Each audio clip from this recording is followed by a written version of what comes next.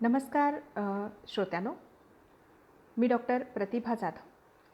सावित्रीबाई फुले पुणे विद्यापीठ पुणे द्वितीय वर्ष विज्ञान मराठी अभ्यास पुस्तक मराठी कथादर्शन द्वितीय सत्र 2020 पासून या संपादित कथासंग्रहातील एका यंत्रमानवाच्या मनाचा शोध ही कथा आज आपण बघणार आहोत. ही कथा लिहिली आहे निरंजन घाटे यांनी. तत्पूर्वी आपण निरंजन घाटे यांचा थोडक्यात परिचय करून घेऊया. निरंजन घाटे, जन्म 10 जानेवारी 1946, विज्ञान कथाकार.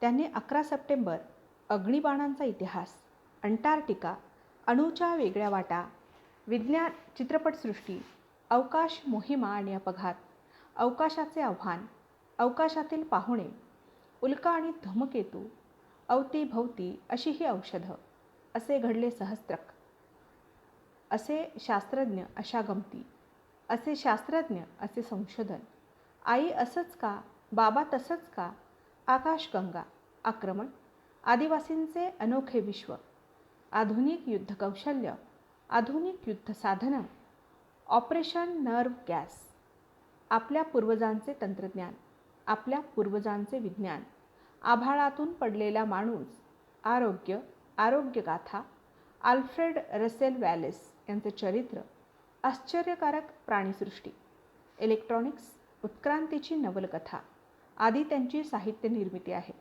त्यांनी विज्ञानावर आधारित जवळजवळ 185 पुस्तकांचं लेखन केलं आहे. त्यांच्या लेखनातून विज्ञानाचे मानवी जीवनाशी असणारे नाते स्पष्ट होते. त्यांना उत्कृष्ट वाङ्मय निर्मितीसाठी राज्य पुरस्कार तसेच मराठी विज्ञान परिषद मुंबई, पुणे मराठी ग्रंथालय आदी नामांकित संस्थांकडून 25पेक्षा जास्त पुरस्कार मिळालेले आहेत. तर निरंजन घाटे यांनी लिहिलेली एका यंत्रमानवाच्या मनाचा शोध ही कथा आपण बघूया. लोक काहीतरी करतात म्हणून आपणही तसं करू नये, हे सदानंदाला अनुभवानं पक्क कळलेलं होतं.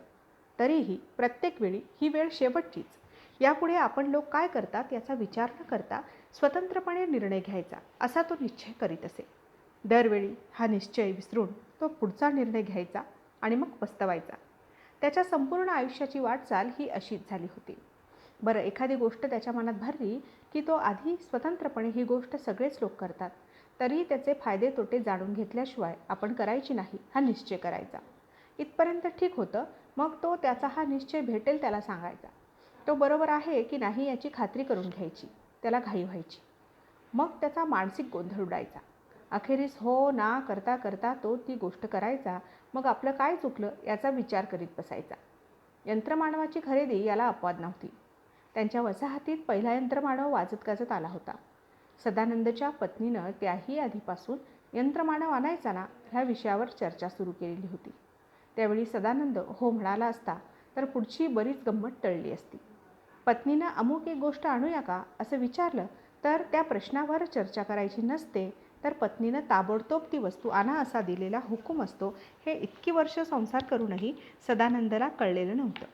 शेजाऱ्यापाजाऱ्यांनी नातेवाईकांनी यंत्रमानव आणले तेव्हा सगळ्यांनी गाढवपणा केला म्हणून आपणही करायचा का असा हा प्रश्न एका बेसावध क्षणी सदानंदच्या तोंडून बाहेर पडला. झालं का तुमचं तुंतुन सुरू? सदानंदची बायको कडाडली. अगं तसं नाही, सदानंद पुटपुटला. अशावेळी त्याच्या बायकोचे कान अति तीक्ष्ण बनत. इतर वेळी बऱ्याच वेळा तिला काही ऐकू येत नसे. अशा ह्या आपल्या स्त्रीस नेमकं असं पुटपुटणं कसं ऐकू येतं? हा सदानंदास पडलेला एक गहन प्रश्न होता. पण तो उच्चारायची ही वेळ नव्हे. त्याच्या अंतर्मनास जाणवलं. मग कसं? मी केव्हापासून तुमच्या मागं लागले, घरी यंत्रमानव आणा म्हणून. एकदा तरी सर्वांच्या आधी आपण काहीतरी करूया. पण तुम्ही ऐकाल तर ना? आणि आता सगळ्यांकडे यंत्रमानव दिसायला लागल्यावर आपण मेंढरं बनून त्यांच्या मागं लागायचं का असं तुम्ही म्हणणार. सदानंदला हा वार जिव्हारी लागला. बायकोनं तो जे वाक्य उच्चारणार ते आधीच बोलून त्याची दांडी उडवली होती. ही क्रिकेट खेळत असती तर मॅकग्राच्या तोडीची जलदगती गोलंदाज म्हणली असती असं त्याला वाटून गेलं. पण तेही बोलण्यात काही अर्थ नव्हता. तिला मॅकग्रा कोण हे समजावून द्यावं लागलं असतं. तो एकेकाळचा सर्वश्रेष्ठ गोलंदाज होता आणि आता दूरचित्रवाणी समीक्षक बनलाय हे कळल्यावर तिनं सदानंदाची पुन्हा एकदा कान उघडणी केली असती.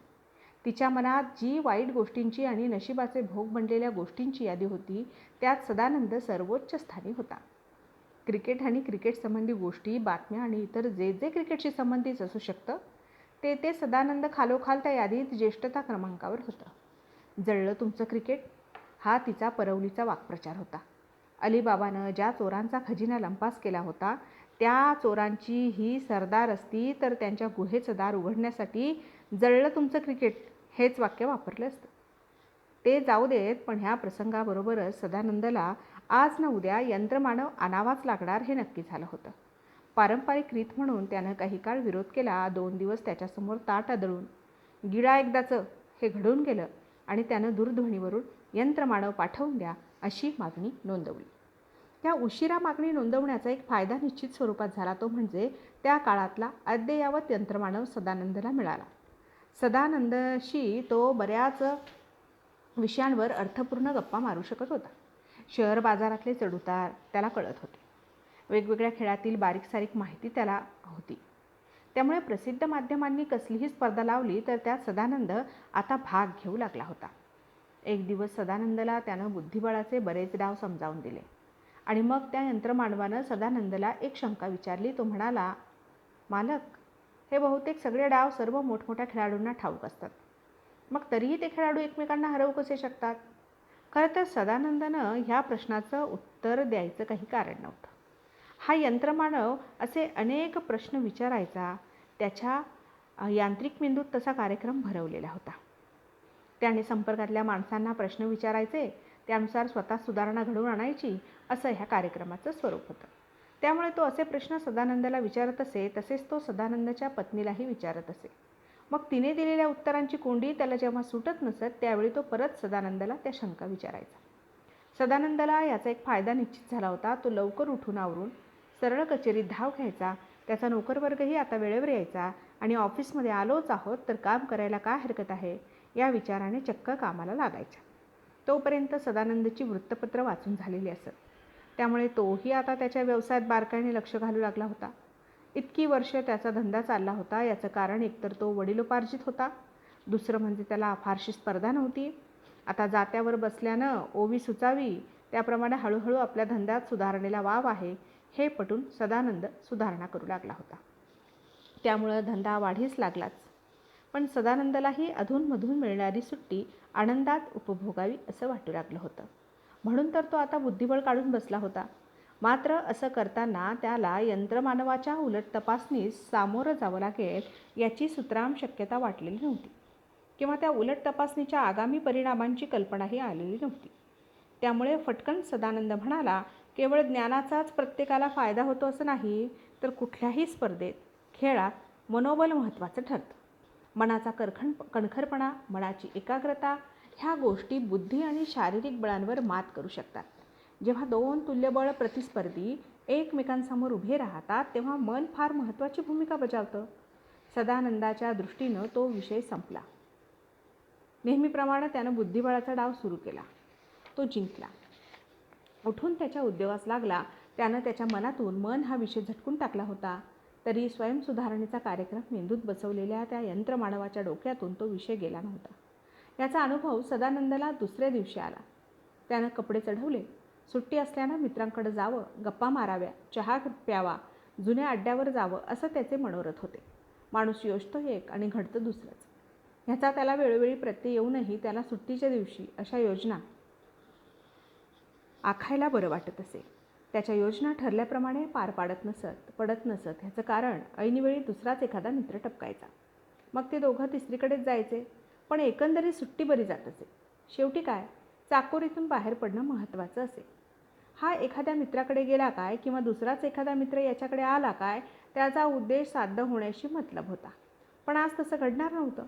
त्यानं पोटावर पॅन्टचा पट्टा आवळला आणि त्याचा यंत्रमानव त्याच्यापुढे येऊन उभा ठाकला. यानं त्याकडे दुर्लक्ष केलं होतं. सर, यंत्रमानव म्हणाला. सदानंद बाहेर पडत असताना तो नेहमीच त्याला असं अडवित असे.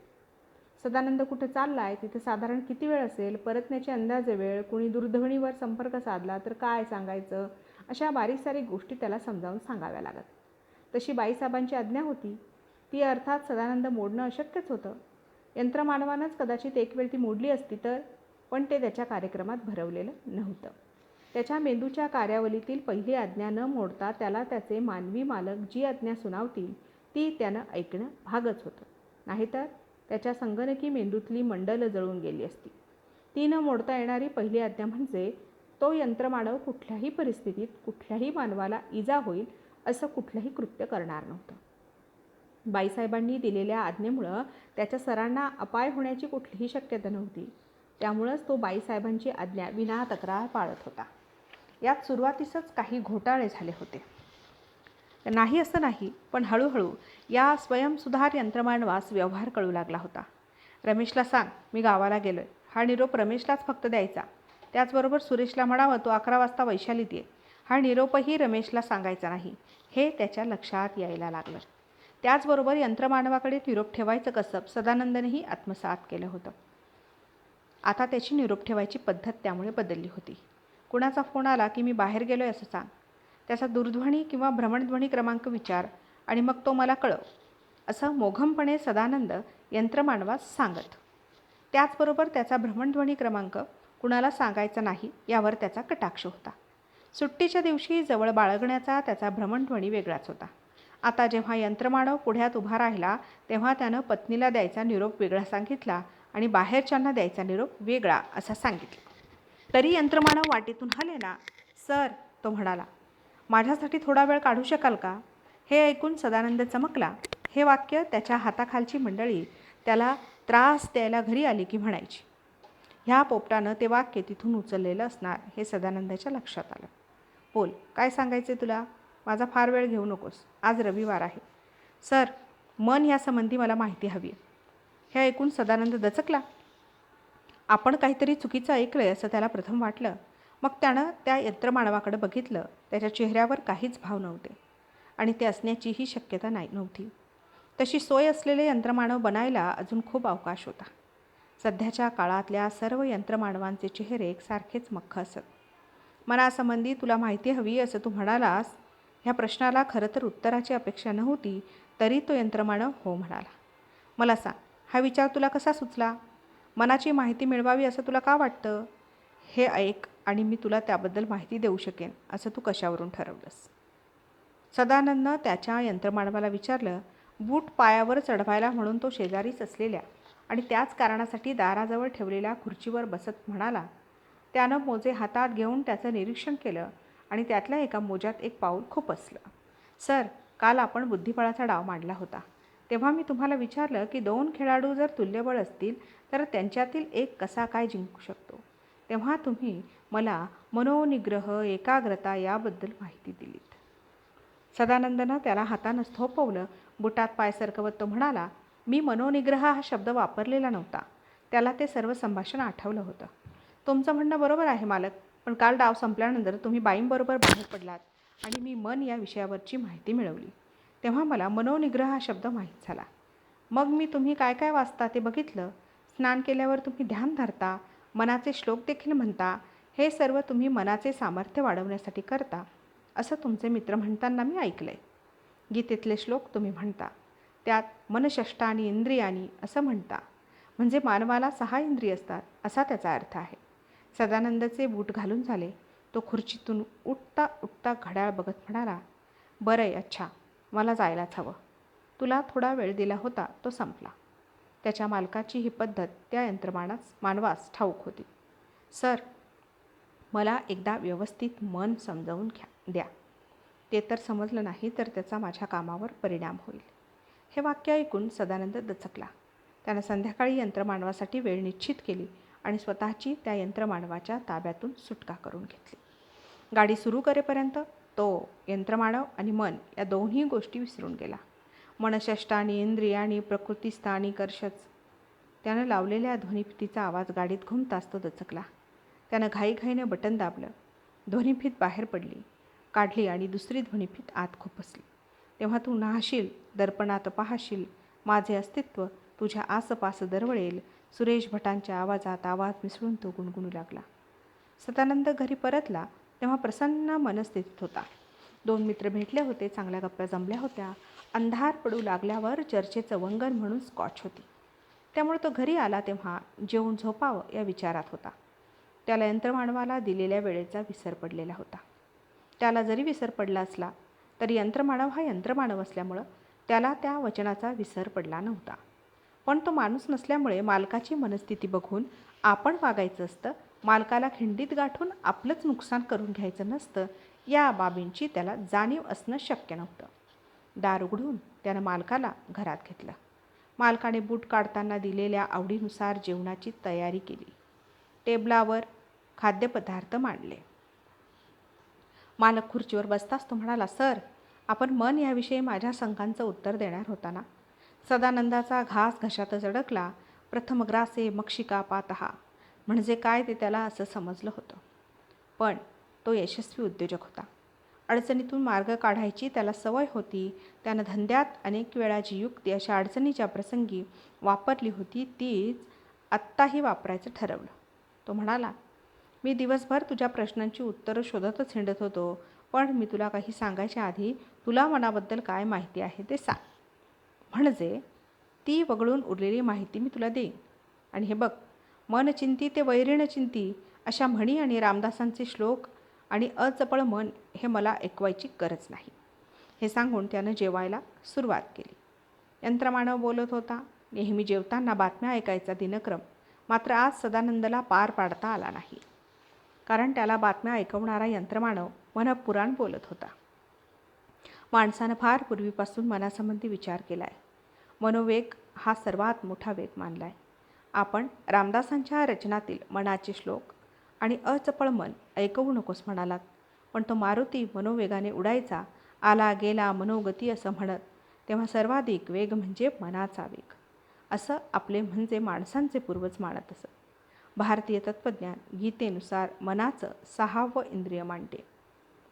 यंत्रमानव बोलत होता. सदानंद हे ऐकल्यासारखं करून जेवत होता. मग जेवण उरकून त्यानं टेरेसवर आरामखुर्ची टाकायला यंत्रमानवास सांगितलं.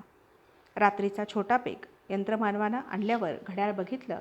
त्याची पत्नी मुलांना घेऊन कसल्याशा स्त्रीविषयक समारंभाला गेली होती. ती परतेपर्यंत तुला काय सांगायचे ते सांगून संपव, मग पुढच्या सुट्टीच्या दिवशी मी तुझं अज्ञान दूर करीन असं त्यानं यंत्रमानवास सांगितलं. पूर्वी मानवी मन हृदयात आहे असं मानलं जात असे. पुढं हळूहळू मन, भावना, मेंदू यांचा परस्पर संबंध प्रस्थापित झाला अशी माहिती देत पातंजल योग, इजिप्तमधला इम्होतेप, प्लेटो, सॉक्रेटिस असे तत्त्वज्ञ असं तो यंत्रमानव बोलत होता. दरम्यान सदानंदला डुलकी लागली. त्यानं जागं होताच हातानंच त्या यंत्रमानवाला थोपवलं आणि तो पुढील भाग, पुढील अंकी किंवा आधुनिक भाषेत छोटासा ब्रेक म्हणून झोपायला गेला. त्या दिवशी त्याला कधी नव्हे इतकी गाढ झोप लागली. कुटुंब कबिला घरी आल्याचं त्याला कळलंच नव्हतं. पुढच्या आठवड्यात सदानंदला कामानिमित्त परगावी जावं लागलं. काम संपल्यावर त्यानं पत्नीला कामाच्या गावी बोलावून घेतलं आणि जवळच्या पर्यटनस्थळी ते दोघं शुक्रवारपासून रविवारपर्यंत राहिले होते. हे सदानंदानं मुद्दाम केलं नव्हतं. त्याच्या यंत्रमानवाच्या मनोशंका तो पूर्णपणे विसरून गेलेला होता. यंत्रमानव हा माणूस नसल्यामुळे मालक आपल्याला चुकवायला गेलेत असं त्याला अजिबात वाटलेलं नव्हतं. त्याचबरोबर मालक परतल्यावर आपल्या प्रश्नाचं उत्तर देतील याची त्याला खात्री वाटत होती. तोपर्यंत त्यानं मन या विषयावर बरीच माहिती गोळा केलेली होती. उदाहरणार्थ हिप्पोक्रेट्स ज्यानं वैद्यकीय शपथ निर्माण केली, त्या हिप्पोक्रेट्सनंच मन हे हृदयात नसून मनाचा संबंध मेंदूशी आहे हे सर्वप्रथम जगापुढे मांडलं होतं. हिप्पोक्रेट्समुळे मेंदूचं महत्त्व जगापुढे आलं. तो म्हणे, मानवी आनंद, सुखदुःख, हसणं, संचित होणं, ज्ञान मिळवणं ह्या मनाशी संबंधित सर्व बाबींचा उगम मेंदूमध्ये आहे. हिप्पोक्रेट्समुळे हृदयाचा आणि भावनेचा काहीही संबंध नाही असं मग ज्ञाते म्हणू लागले. रेने देकार्ते ह्या तत्त्वज्ञाने मानवी मन महत्त्वाचे मानले. प्राण्यातला आणि माणसातला महत्त्वाचा फरक म्हणजे मानवी मन असं तो म्हणत असे. प्राणी अमूर्त विचार करू शकत नाहीत, माणसं अमूर्त विचार करून वागणूक बदलू शकतो असं तो म्हणे. यंत्रमानवाने अशी बरीच माहिती गोळा करून स्मरणसाठ्यात भर घातली. एक दिवस त्याला त्याचा मालक रिकामा सापडला. त्यानं सदानंदला मनासंबंधी सर्व जमवलेली माहिती सांगितली आणि तो सदानंदला म्हणाला, सर, मी तुम्हाला मनासंबंधी माहिती विचारली होती. तुम्ही मला ती माहिती गोळा करायला सांगितली. मी ती गोळा केली. आता सांगा, माणसाला मन तसं यंत्रमानवाला का नसतं? हे ऐकल्यावर सदानंद थबकला. तो म्हणाला, बेट्या, अरे तू एवढी मोठी मानवी मनाची माहिती गोळा केलीस, तुझी धन्य आहे. मी माणूस असूनही मानवी मन याबद्दल मला काही माहीत नाही. माणसाला मन का असतं हेच मला ठाऊक नाही. तुला मन नाहीच याचीही माहिती मला नाही. तेव्हा मी तुला काय सांगू? हे ऐकून तो यंत्रमानव काही बोलणार तेवढ्यात सदानंद म्हणाला, खरं तर तुलाच या प्रश्नाचं उत्तर शोधावं लागेल. हे माझ्या कल्पनेबाहेरचं आहे बघ. असं कसं म्हणताय सर? आमच्या डोक्यातील संगणकानुसार माणसानं आम्हाला निर्माण केले, तेव्हा माणूस आमच्यापेक्षा नक्कीच श्रेष्ठ असला पाहिजे. आणि तुम्ही तर म्हणताय की मला जास्त माहिती आहे म्हणून. ते ऐकून सदानंद म्हणाला, बेटा, तुझ्या डोक्यात यांत्रिक संगणक आहे. तो पहिल्यांदा निर्माण झाला, त्याला अजून 100 वर्ष पूर्ण व्हायची आहेत. मानवी मेंदूमागे गेल्या 4 अब्ज वर्षात झालेली सजीव उत्क्रांती आहे. तेव्हा तुला जर मन हवंच असेल तर 3.5-4 अब्ज वर्ष वाट बघ. तोपर्यंत तू टिकलास तर तुला तुझ्या प्रश्नांचं उत्तर नक्की मिळेल असं वाटतं.